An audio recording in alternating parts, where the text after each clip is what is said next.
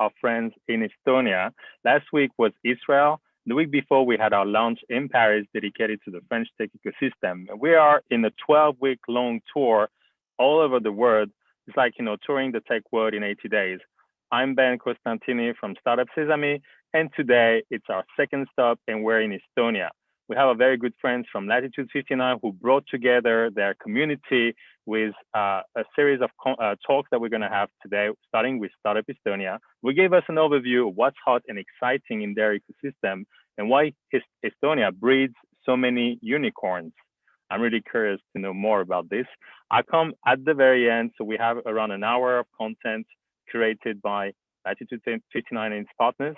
I will just go ahead and welcome to this stage Sander from Startup Estonia and Maarja from Latitude 59.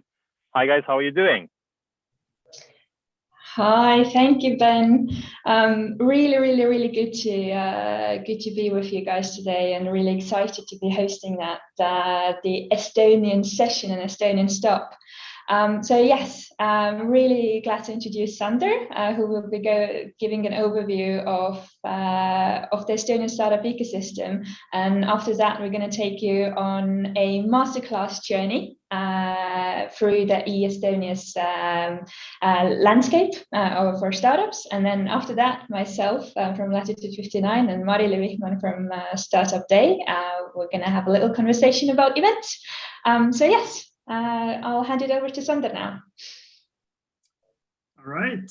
Thank you so much, Maarja. Thank you for having me. I'm glad to share my thoughts on the building and startup ecosystem and how we are doing that here in Estonia.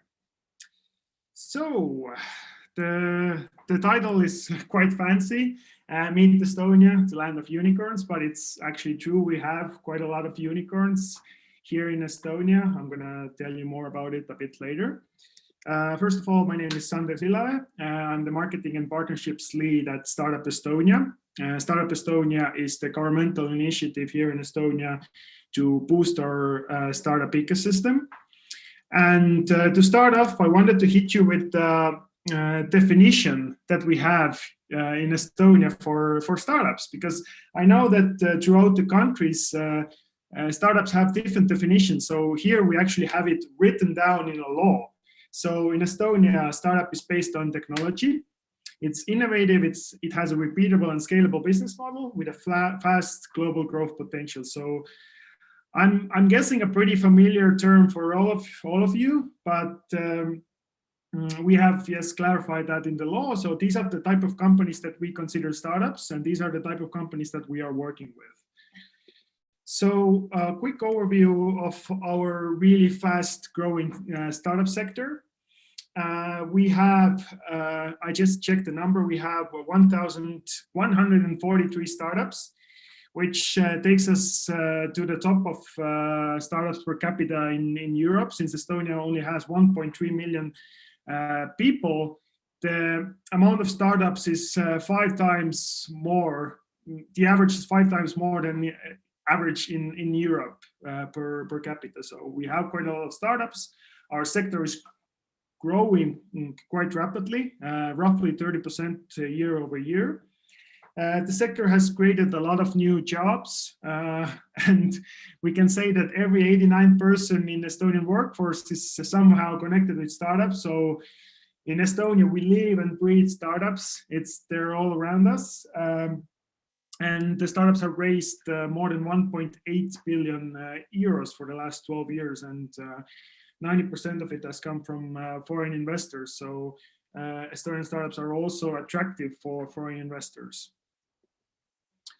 Just a quick graph to show that the investment scene in Estonia has been growing rapidly.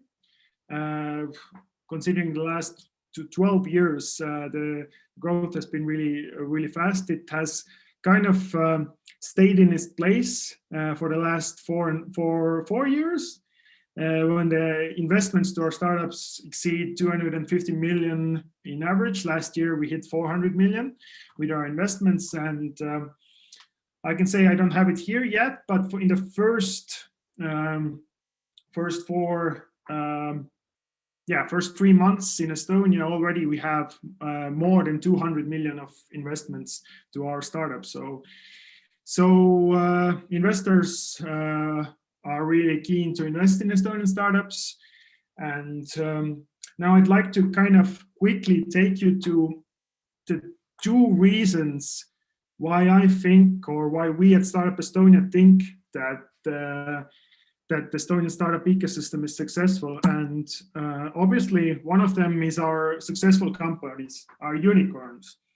So we have 7 unicorns, either located here in Estonia or founded by Estonians, which takes us to the global top of unicorns per capita. We are leading the Europe. Israel still kind of is leading the world, but we will catch up with them soon. So here you can see the 7 unicorns we have here in Estonia. Just to start with, last month we just saw 2 new unicorns with Estonian founders. So sTARTUpday, which is an insurance technological company, and ID.me, which pretty much exports one of our national resources, which is the digital IDs, and it operates with digital IDs in the US markets. But before that, back to the beginning, of course, in the early days we had Playtech, which is the great gaming software, started in 1999, and leading us right into Skype, one of the biggest success stories we have, started from Estonia by an international team, with the founding engineers being from Estonia, and leading up to Wise, formerly known as TransferWise, a global fintech provider with their headquarters in London, but their biggest office is still here in Tallinn, with more than 1,000 people working in their office in Tallinn. And I think they are valuated at around $5 billion now, and hitting the London stock market soon. And then Bolt, our global ride-hailing company. They have more than 50 million passengers across the world. They have a lot of markets around the world, a lot in Africa, but also in Europe. And in the end of last year, we saw an exit by Pipedrive, which is a CRM for salespeople. So they just got the unicorn status in the end of last year. So the reason I'm staying here on this slide a bit longer is not only the fact of the number of unicorns, but actually what does it mean to our ecosystem. So behind every successful unicorn, there are really high driving founders. And we are really lucky in Estonia to have these kind of founders that are willing to give back. So entrepreneurs are really in the forefront of our startup ecosystem, and we're really lucky to have that.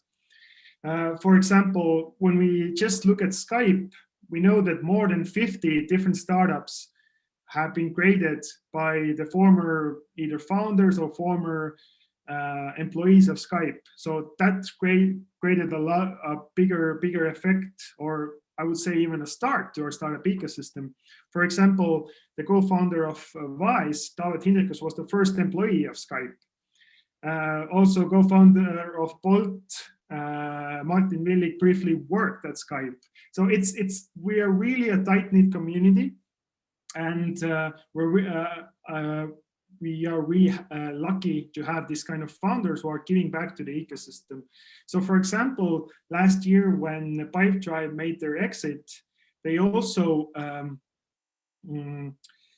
there was an opportunity for the early employees of Pipedrive to sell their shares within this exit. And it has been kind of calculated that in the next few years, we're going to see close to 50 business angels being born from that exit. So the employees and the former employees and the founders of Pipedrive are already investing in new companies. So I think last year they already made They already made there are 7 different investors connected with Pipedrive. They made a lot of more investments, of course, worldwide, not only in Estonia.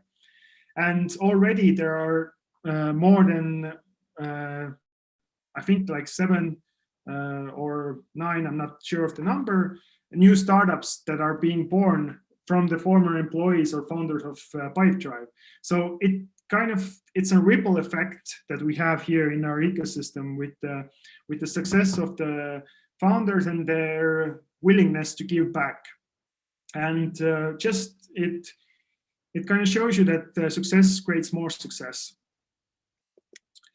But not only we are lucky to have a lot of founders who are willing to give back, but the other thing that we in Startup Estonia are really proud of are our startup support organizations. So the graph says that there's approximately 100 different startup support organizations. Actually, if you also count in the different service providers that provide different services for startups, there's close to 140 of them. So imagine we have around 1,150 startups, and there are 140 different organizations who are helping them. So that kind of shows you that we have a lot of support within our ecosystem if you want to grow, especially in the early stages. So if you go to our website, you can see that we have kind of the startup phases mapped out. There's startup mindset, pre-startup, startup, and scale up. And you can see that what kind of services are available for startups. So we have it kind of mapped out as mentoring and events, incubators and accelerators, co-working communities, and funding. And all of this information is available on our website. But also this is kind of the second pillar in our ecosystem that we are really proud of and that we are really helping to develop as well. So 2 strong pillars, I would say, the unicorn companies and the founders who are willing to give back, and the other is the amount of startup support organizations that we have. And somewhere in the background are we at Startup Estonia as well. And I quickly wanted to point out a few of the activities that we do for startups or for the ecosystem as well. For example, just last year, in the beginning of last year, we launched the Estonian Startup Database, which is the extensive overview of the Estonian startup sector. All of the 1,100 plus startups, you can find them there. You can make custom reports out of the startups. You can download them. You can see how many people are working in startups, how much taxes are they paying, and more additional information about startups. And you can really filter them out by different stages, by technology sector. So this has been a really useful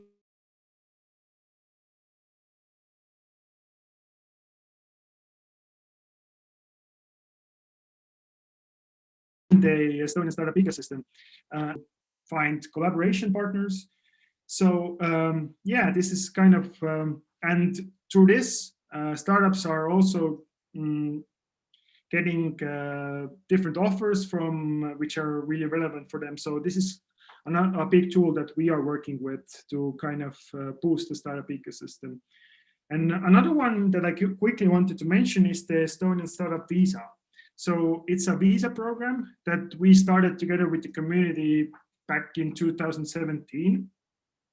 And it allows startup founders and employees who want to work in startups to relocate to Estonia from outside of the European Union. So I'm going to make it really quickly. So within these 4 years that the program has been active, over 2,800 people have already relocated to Estonia.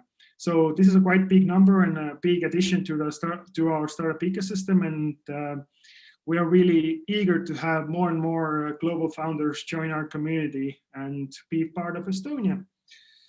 So I think quite quickly from my side, this is it. If you want to get any more additional information about the startup ecosystem, follow our social media and check out our podcast and everything. But for now, I say thank you from my side. And next up, we're going to have a masterclass of of the journey of starting your company in Estonia, which kind of leads you through different phases. So Maarja, take it away. Thank you from my side. Yes, thank you so much, Sander. So as Sander said, we're going to take you on a journey through eStonia now, and this masterclass is courtesy of our partners from Invest Estonia and Estonian Private Equity and Venture Capital Association. So.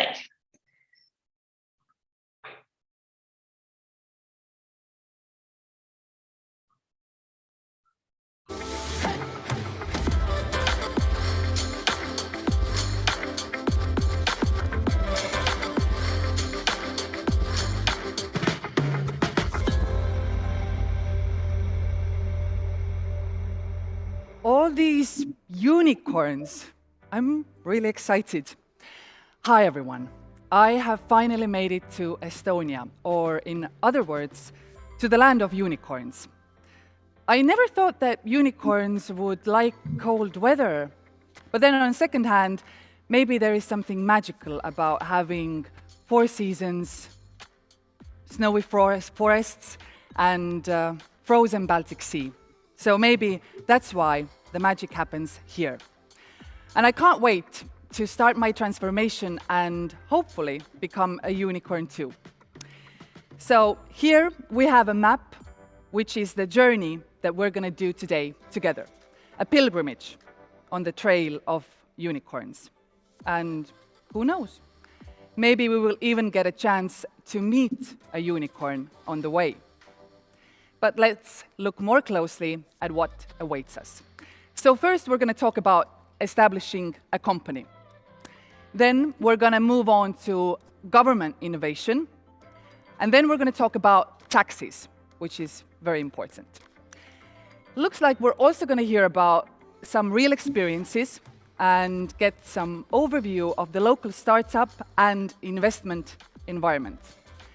And it seems like the unicorns do attract everybody, including venture capitalists, which we're going to talk about in the very end. Our unicorn journey is going to take approximately 30 minutes. So let's begin, because time flies when you're having fun.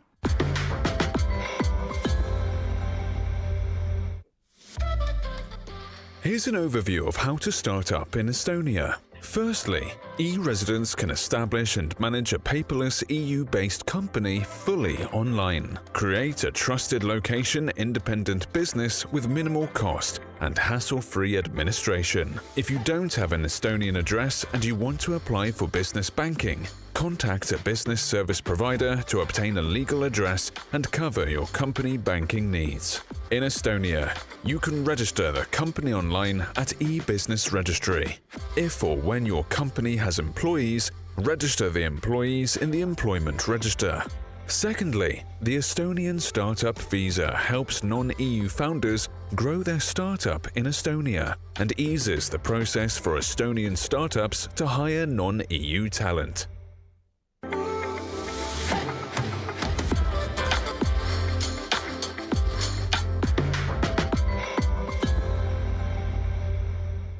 It seems like establishing a company is not that hard as I would have thought. But now we're moving on to our next point, which will be government innovation. I have here with me Marten Kaevats, and thank you for joining us here today. Could you please tell us first, what is your job and what do you do? So basically, I'm the National Digital Advisor for the Estonian government. This means that I'm responsible for everything digital and innovation-related issues in the Estonian government, which it basically means that I'm a kind of an in-house visionary responsible for the governance architecture here in Estonia. Okay, and what is your everyday, what is it that you're trying to do? What is the vision that you're trying to get through? So basically, I'm here as a community builder and as an architect to actually help people and companies get their stuff done as easy as possible.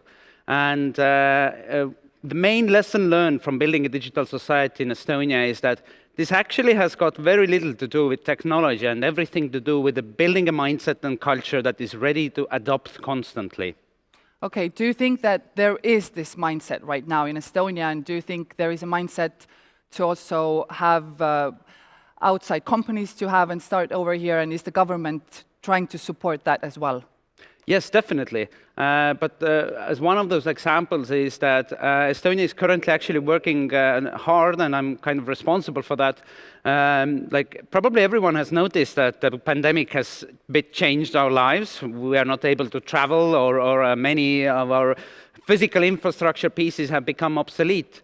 Then we are working hard, for example, with the World Health Organization to build a global architecture of trust, so that this kind of traveling and exchange of data and cross-border services can be enabled. And I think everything is built on that mindset, that it's more of a can-do mindset rather than don't or no or but. So yes, I think that we have built a very good foundation for innovation. But yes, we're also on the way, and the road is longer than usual. Okay, but if you could choose, if you could have like one dream that would come true when it comes to your job, what would it be? So basically, in an ideal world, we are working on a new governance architecture scheme, which is based on domain-driven microservices and asynchronous messaging spaces, which basically means that we will be able to make governance architecture as adaptive as possible. And what this actually means is that currently governments and civil servants globally, I would argue, lack any sort of digital competencies. So we're figuring out how to build a toolbox so that each of the different governments can actually be super flexible in changing their own services, and thus changing the human relationships between them. But what's more important in Estonia is that this architecture will enable us to actually automatize, let's say, 90 to 95% of all routine bureaucracy in the next 10 years. If you can imagine a government without filling out any papers, any bureaucracy, then that's something that to hope for and to work for. Yes, and it's probably a big support for the private sector as well, when this kind of relationship can be established. Exactly, because with the same kind of architecture, we will be opening up the governmental architecture, the GovTech in a way, to private sector companies as well, because we here in Estonia know pretty well that innovation is not necessarily made in boring meeting rooms and corridor, but it's rather made with different people, different backgrounds, and working together with all of the stakeholders, the private sector, the NGOs, is critical for the success, the adaptive nature of governance, because, civil servants are not necessarily the origin of innovation. But government is here to provide this safe and secure room, a place where that synergy and innovation actually can happen. Okay, thank you very much for joining us. So this is the picture we're getting from the government and the support that the private sector is getting from that side. So that sounds quite incredible. To me, it seems already like Estonia is a real startup jetty. The e-residency and all these investment opportunities, it is like a carefully fertilized soil for unicorn growth. But when you talk about growth, we cannot bypass the taxes, because when you take some, you always give some. So now we're going to open our next tool and see what the taxes system is like in Estonia.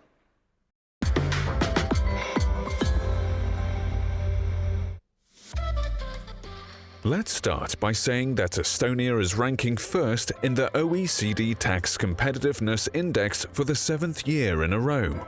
Sounds unbelievable, but Estonian resident companies and the permanent establishments of foreign entities are subject to 0% corporate income tax for all reinvested and retained profits. The rate of social tax is 33%, from which 20% for social security and 13% for health insurance. Besides the social tax, unemployment insurance tax at a rate of 0.8% must be paid on the gross salary. It really only takes 3 minutes to file your tax declaration, and you don't need a tax advisor to do that. The Estonian labour market can be described by a highly skilled workforce, simple and straightforward labour legislation, and easy hiring processes. Speaking foreign languages and using the internet on a regular basis is just so widespread. Although Estonia has introduced the annual immigration quota for non-EU nationals, there is no limit to startups, IT specialists and top-level specialists, whose monthly income is at least equal to double the average gross salary in Estonia.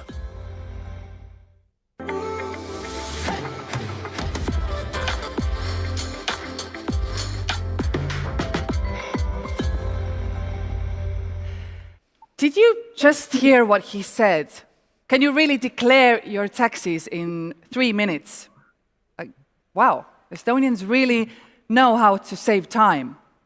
And as a living proof, I have a man here who named his company after the fastest man on earth. So let's see what he has to say about everything that we have talked about so far. So hi, thank you, Marten, for joining us here today. You have started a company named Bolt. Could you first tell us briefly what is the company about and how it all started? Bolt is a leading urban transportation platform. We operate in more than 200 cities and 40 countries, and we have more than 1 million drivers and 50 million passengers on our platform. And we have 3 main pillars. We have ride-hailing, micromobility, electric scooters, and food delivery. And we have raised about 300 million euros to our Estonian headquarters. And we have operated 7 years. Okay. And how do you feel you started your company in Estonia because obviously you're Estonian, but you have kept it here. Do you feel it is good to have a company on your headquarters here in Estonia? Do you feel it's a good place to have a company in? Sure. As we just heard, you can really start the company in 20 minutes online. That's what we actually did.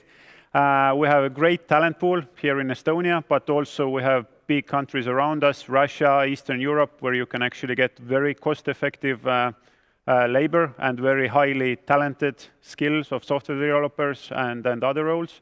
We have a very lively community.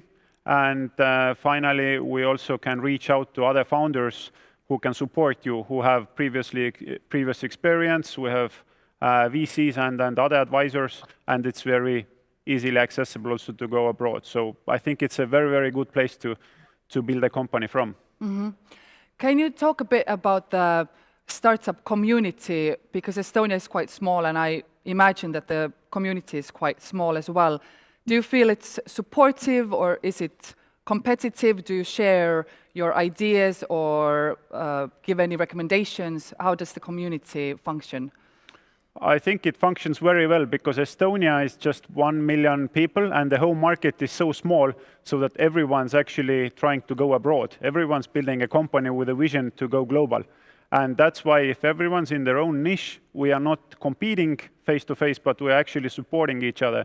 So everyone can share knowledge. We have Startup Founders Society, which has 150 members, and everyone's really actively supporting each other. So if you need a lawyer to go to US or you need something else, background about VC, everyone's lively sharing it at Slack. So that's very, very supportive. The second thing, our society is so small, you can actually meet everyone. So you can meet unicorn founders, you can meet politicians, you can meet the investors. It's really small and vibrant community. Plus also, we have lots of events, co-working spaces and all of that. And the community is already mature enough so we can give back. So we have established 2 years ago the Education Foundation, which is a philanthropy fund to boost innovative education activities in Estonia. And recently, we just announced that the community is starting a coding school for 200 people in Eastern Estonia. So also to bring that part of Estonia to create job possibilities and then future opportunities in the IT area. So that clearly shows that it's, again, the community is active and it's a really good place where exactly you can declare your taxes. I don't even recall when I gave any signature in Estonia on paper. It's all digital. Okay. Yeah, the innovation that you started in East Estonia sounds really innovative and amazing that you're doing something like this and really giving back to the community. Could you, before we finish, tell also how hard has it been or easy to find people to hire? Now you're sort of teaching the new generation to join you, but so far, is Estonia a place where it's easy or hard to find people to work for you? Estonia is small, so in that sense, our talent pool is somewhat limited, but again, the quality is very, very good. But nowadays, when you really grow the company, we have a very good image, and I think we bring in more than 50% of talent from abroad. So from Eastern Europe, Western Europe, globally. So when you have a good mission as a company and people actually believe it, then they are happily also willing to move to Estonia and really join our ecosystem and help to build these great companies we have here. Thank you. Thank you so much for joining us here today. So that was a real unicorn that we just met. Thank you, Marten, for sharing. The ease of business management seems to be easy because unicorn horns are popping out all over in Estonia. And I honestly have to say that I'm getting a bit suspicious because it sounds almost too good to be true. But to find out more about this, I thought I will call Michael, who is a friend of mine in America. He should bring some clarity into this question, because after all, he is the vice president of operations at Clarifai, which is an American company that has recently expanded to Estonia.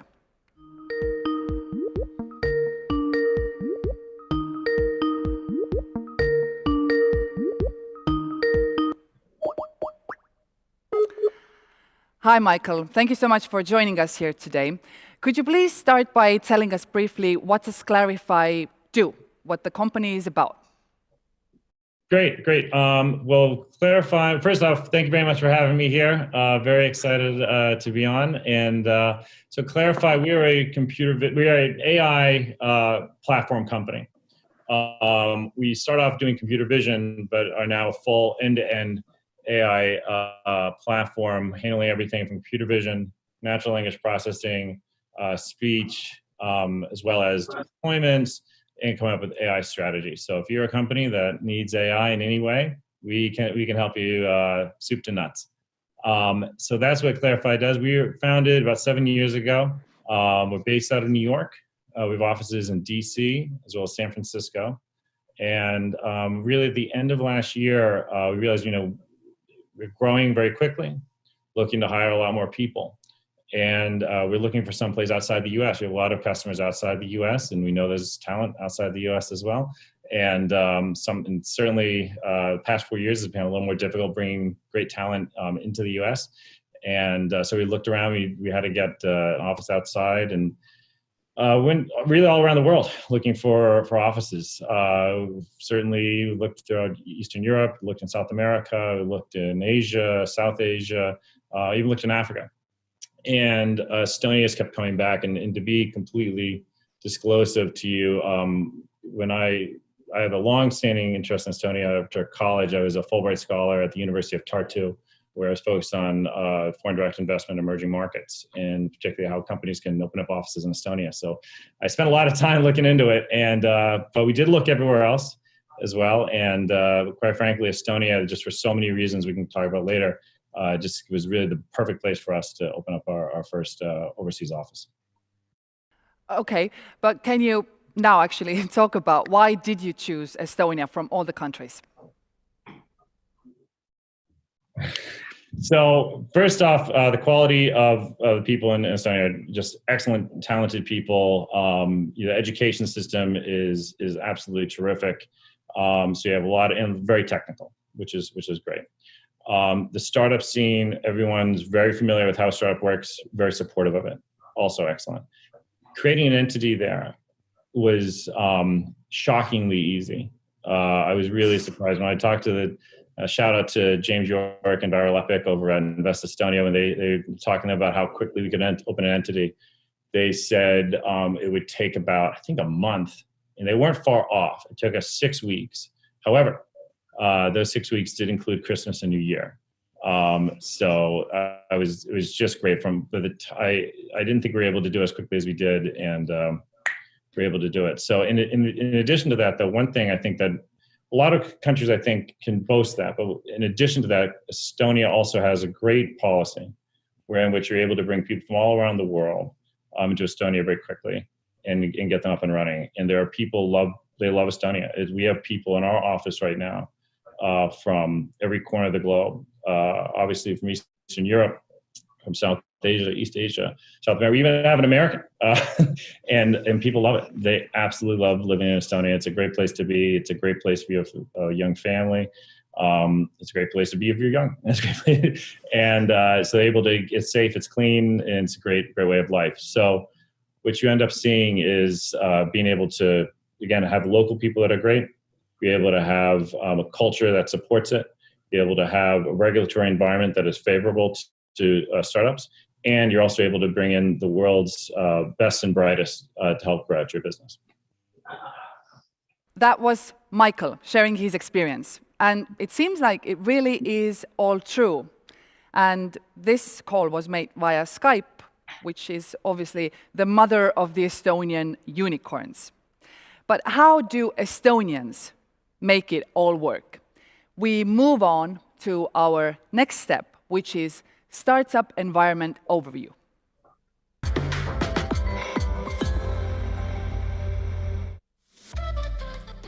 According to Index Venture, startups are less prone to fail here, and Estonia has been perceived as an extremely attractive place for business, thanks to its reasonable business policy and a credible, transparent business environment. Yes, we already have 5 unicorns. Estonia has a busy, vibrant and open startup ecosystem eager to boost ambitious individuals and startups. The startup ecosystem works closely with governmental authorities to make Estonia the best place for startups to grow. By joining the database, your startup will be visible to potential investors, industry partners, and the community. And you have the option of getting up-to-date offers for your specific industry.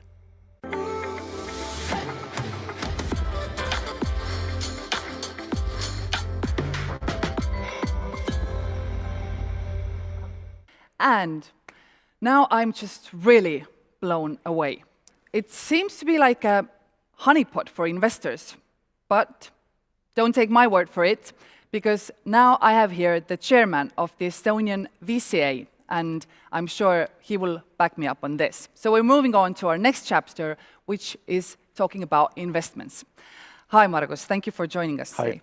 Can you first tell us briefly what your job is about, what is the Estonian VC market, and what the fund is like, and what is it that you do? So Estonian funding ecosystem is great for all early-stage founders across different verticals. And it is really in the beginning, when you start your business, the great thing is to find awesome angel investors. And there are plenty in Estonia. So most angel investors are very professional over here, and they really come from, and they share their experience, as most of them are unicorn founders or early employees of startups. They really understand your business, they really understand your ambition going global, and best advisors in your early journey. And we really take care of all the phases also in EstVCA, the association that develops the funding ecosystem, so that the funding is in early stage in place when you grow, seed and A round funding. And of course, for later stage, international funds are very excited about companies growing out of Estonia as well. Could you just mentioned that there are different phases in this process. Could you tell us what the phases are and how does it work when you're actually starting out and trying to find funding? So it's very natural to find great angels in first place. And after a few months, hopefully 12 months or so, you have proved your early traction.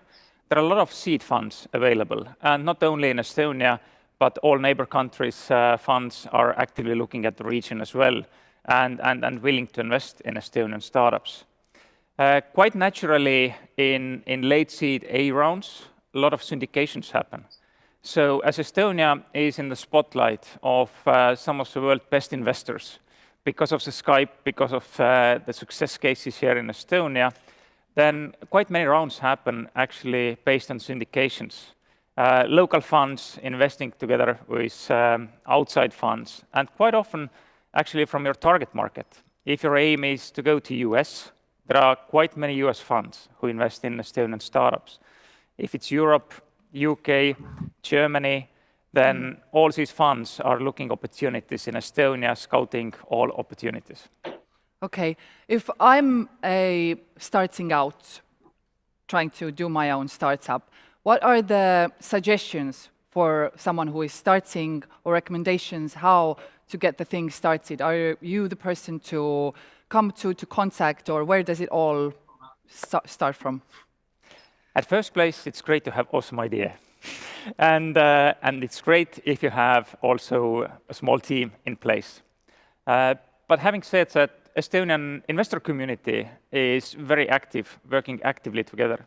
And Estonian investor community is very accessible.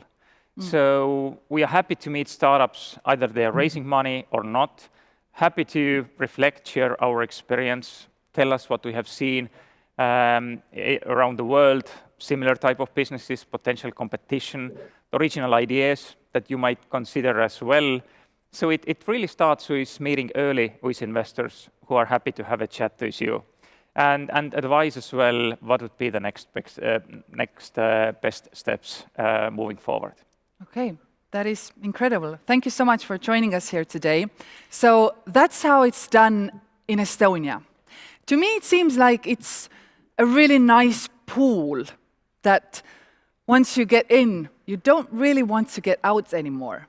And it seems to be equally fun for everyone, whether you're an aspiring startup or you're an investor looking for new opportunities. To me, it seems that Estonia is the perfect place to be, really, for both. For more information, please contact Estonian Investment Agency and visit investinestonia.com. A big thank you to Estonian Investment Agency and EstVCA for making this masterclass happen today. Thank you all for watching, and I hope to see you soon in Estonia.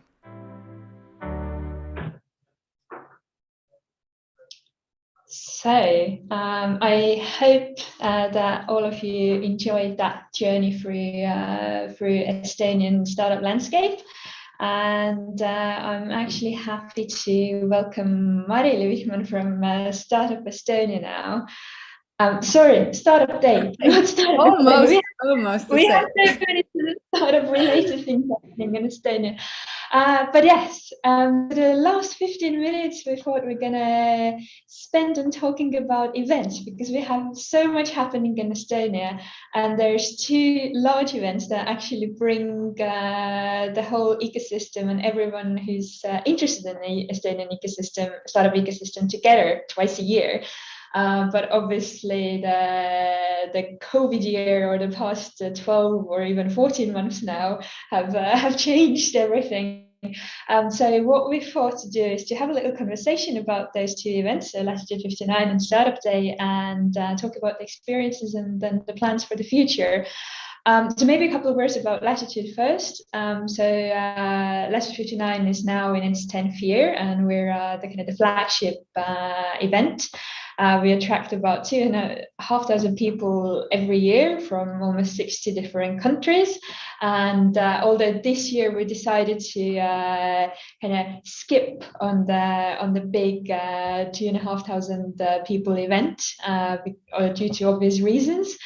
We did manage to do a hybrid event back in August, but we're going to have a smaller event for the local community, and then return with the full power in 2022 on 19th and 20th of May.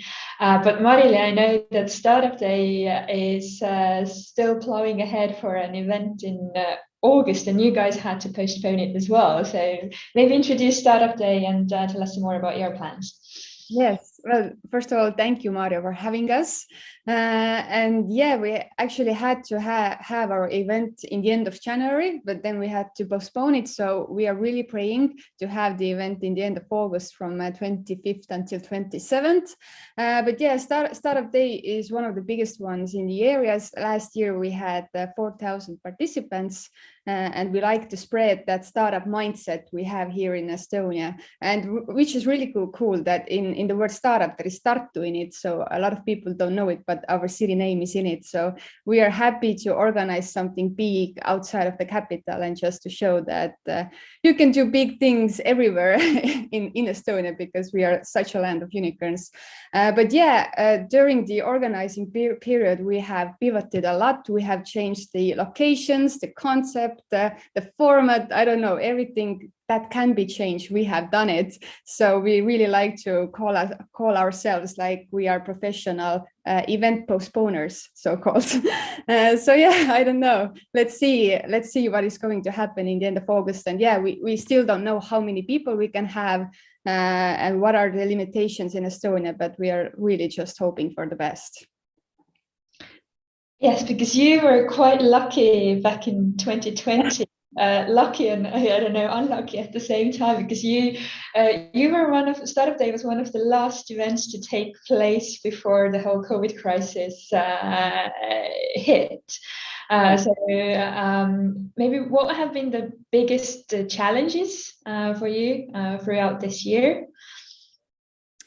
Well, yeah, our event was exactly before the COVID hit us, so we were in a sense really lucky that we had this big event here. But I think like the biggest challenges have been that the uncertainty of things. So you're organizing and you are planning things and you are putting your resources, energy into something, and then at some point you realize that, oh God, we can't do this, and then you start all over again. So it's just at some point you're thinking like, why am I doing this, or do we even have, or what is the result we are working for if we all the time we have to change everything? So I think what we learned is how to adapt with different situations, and just how to learn not to get frustrated because the word has its own plan, so-called. So yeah, I don't know, it's been really interesting journey in the event sector, and I think all the event organizers know what's the feeling to organize this kind of events. So yeah, we have learned definitely a lot. Yeah, it was quite the same for us back in last summer as well, because we pivoted in May 2020. Because we had already postponed our last year's event to the end of August, and I think we ended up organizing this massive event within 3 months, whereas usually I guess everyone who's watching knows that those big events take like at least 10 or 11 months to plan. So that's definitely like a lesson for us, that you can do a lot within such a short space of time, but at the same time it does take a toll on everyone who's involved, because it is such a heavy duty task. What are you kind of looking forward to within the next couple of months? I'm looking to have events, real events. I can't wait for it. I don't know. I dream about it a lot. I don't sleep really well, but I dream about having physical events. But yeah, actually, we are just like waiting to see if our government is what are the new restrictions that are going to happen during the summer, you know, so then we can start to predict like how many people can we have, how big the venue should be according to the people we can have, and so many things. So there's like a lot of loose ends that we need to just tie up during the summer, and then we know what to do in the end of August. But yeah, I'm just hoping a great sunny summer and events and everything that can happen. But yeah, I think we still have a long way to go. But yeah, I don't know. Let's hope for the best again. I think like one of the things that I've noticed is the community support, because within the past like 45 minutes we've learned a lot about the Estonian community and the unicorns and all the organizations and startups behind it, and with all the kind of the decisions that we've taken at Latitude 59, we've felt that really strong support from the community, that we're behind you and we want to make sure that the event still happens in whichever way or format. So I guess it's the same for you, I would assume. Yeah, it's massive, the community support. And when you tell a partner that, sorry, we can't have this event, they're like, no worries, we know what you're feeling, and no matter what, we are going to be there for you when the next event happens. So it really means a lot if you have such good partners and also you, so we can like discuss different things, like how to do it, what was your experience and so on. So yeah, the Estonian community is really tight, and we can really like share experiences and knowledge and just get support from each other. So yeah, it's really great to have such community around you. But obviously, because you can't tell us too much about what exactly is going to happen, because we're likewise to our own experience, you're constantly kind of juggling with fireballs, and you don't know where they're gonna fall. But maybe are there some plans or something that you can tell us about what's gonna happen at the end of August, and also tell us the dates as well?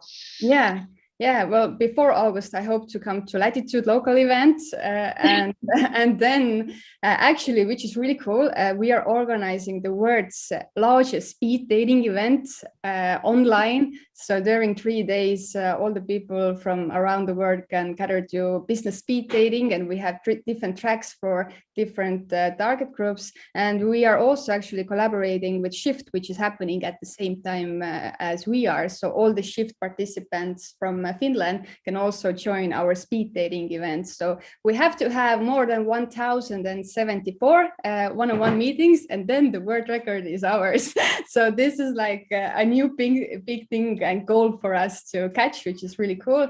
But yeah, for the first time, we are doing it during the summer and also outside. So we have that weather risk that we never had before, because during the winter, we have had like minus 30 degrees. I can't speak, I'm sorry. But yeah, it's been really cold. But now for the first time, it's during the summer, and we are also doing for the first time hybrid events. So this is also new for us. So a lot of new things for us, definitely. Yeah, if you need any advice on putting on a hybrid event, let us know. Yeah. But maybe what are your thoughts on the future of events and startup events in general? Obviously, we can't predict anything in terms of what's going to happen with the COVID crisis, because we were after our event at the end of August last year, we were so sure that by this spring everything was going to be more or less relatively normal, and we can have at least a similar type of event that we had at the end of August, 1,000 people on site and more than 1,000 people online. And looking at the world now, it's obviously not feasible. So obviously we've both been taking part of lots of like even online events throughout the year. So what are your thoughts on the future of the events? Yeah, it's really interesting indeed. I think that the future is, in future, we are going to have a lot of hybrid events. And I think like the online side is not going to go away anymore from the events, even though we know that a lot of people don't want to consume the online content, but I think it's a must-have when it comes to the future. And I also think that maybe the events are going to be more local. It means that people are not going to travel so much. And it also includes speakers. So if we have like the speaker from United States, then it's a discussion like, do you want to come here? Or maybe he or she wants to do the, like save time and do the presentations from their home. So yeah, I think it's, there would be, or like, I don't know, less traveling for sure, and more local events, I think are going to be in the future. And yeah, I don't know what else. Maybe you know what else the future can bring us. I'm on the same page with you in terms of the kind of the usability and the use cases of hybrid events. But at the same time, I know that everyone is just so hungry for actually physically meeting each other, and there's a certain kind of online fatigue, and that's why we decided, like, we obviously we're considering pivoting completely online, but we decided that this doesn't really go with the kind of the ethos and trademark of Latitude 59, because for us it's really like the family feeling, and everyone kind of gets together, and it doesn't work if everyone is completely online. But at the same time, I do agree with you that kind of the matchmaking and the meetings and even like online mentoring sessions and all this move online and really expands the borders. But yeah, the kind of the physicality of it will probably be there still. So do you want to go over the dates? So for us, it's the 18th of June for the local edition. We've told everyone who wants to travel and can travel to Estonia, and our friends from all over Europe are welcome to come and join us. But again, similarly to you, we don't know yet how many people our government allows us to have on the 18th of June. So we're waiting for that. But what about your dates? And yeah, we have 3 days from 25th until 27th of August. So yeah, side events day is the first one, and then 2 festival days coming from that on. So investors and startups and e-governance and everyone who's interested in learning more about how we grow all these unicorns and what's in the soil. Come and join us. Yes. But thank you so much, Marili, for joining us for that brief session. And thank you, Maarja, for having us. Handing it over to Ben now. Thank you, Ben, for letting us host a Estonian leg of the Sesamers tour. Thank you, Maarja. Real pleasure to have you. Thanks to Latitude 59, all the partners involved in today's event. As maybe some of you saw, that we had some minor technical issues, but you can watch the full session on YouTube and Facebook. So in case you missed part of it, no worries, no problem.